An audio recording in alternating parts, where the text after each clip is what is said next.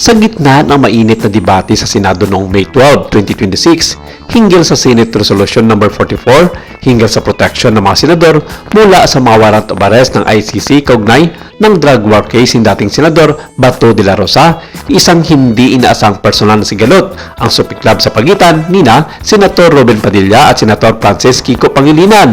Ngunit ang tunay na bomba, si Sharon Cuneta, ang megastar na konektado sa parehong senador sa pinaka-personal na antas.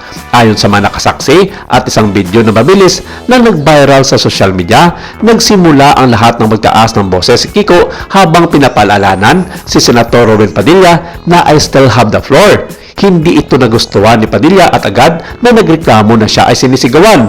Huwag mo akong hawakan. Malakas na ganti ni Robin nang subukang pakalmahin siya ni Kiko noong break. Tumanggi si Robin Hood Padilla na makipagkamay at kinakailangang suspindihin ni Senate President Pro Tempore Senator Loren Legarda ang session para maiwasan ang karagdagang gulo. Mula noon, nagpatuloy ang pabalik-balik ng susunod na araw na pinagtugtog ni Senator Robin Padilla ang isang lumang clip ni Kiko at tinawag si Robin na balat ng sibuyas. Ngunit sa likod ng political encounter, hindi maiwasan ng buong Pilipinas na isipin ang third party sa kwentong ito, si megastar. Si Sharon na ikinasal na kay Kiko mula pa noong 1999 at may anak na sa kanya ang dating kasintahan ni Robin Padilla. Noong dekada 90, ang tinaguriang power couple ay sina megastar at si Robin Padilla sa showbiz industry. Muntik na silang ikasal at marami silang ginawang mga proyektong magkasama na nagparamdam sa publiko na totoo ang kanilang pagmamahalan. Ngayon, pareho na silang senador at ang asawa ni Sharon ang kalaban niya sa plenary hall. Hindi katakataka na maraming mga netizens ang nagsabi si Sharon ang pinag-aawayan dito. Naglabas naman ng matapang na salubin si Sharon Cuneta matapos muling umugong online ang usaping tungkol kay Robin Padilla at sa umano'y mainit nitong pag-uugali sa Senado.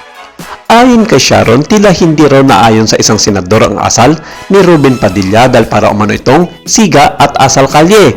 Kung kumilo sa Senado, idinidiin din ng megastar na matagal na niyang kilalang aktor-senador mula pa noong pareho silang aktibo sa showbiz kaya't hindi na bago sa kanya ang ugaling ito. Dagdag pa rito ang sinasabi ng ilang mga showbiz insiders, ang deleted post ni megastar na sinasabing wala siyang naging ex na isang bobo at bastos. Ipinagtanggol din ni Sharon ang kanyang mister na si Francis Pangilinan at sinasabing mabuti ang intensyon nito para sa bayan.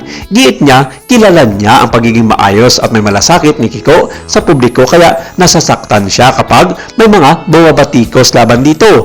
Mabilis naman pinag-uusapan online ang naging payag ng megastar. May ilang mga netizens na sumang-ayon sa kanyang opinion habang mayroon ding dumepensa kay Robin at nagsabing iba-iba lamang umano ang paraan ng mga senador sa pagpapakita ng kanilang personalidad. Sa ngayon, wala pang inilalabas na opisyal na tugon si Robin Padilla kaugnay sa naging payag ni Sharon Cuneta.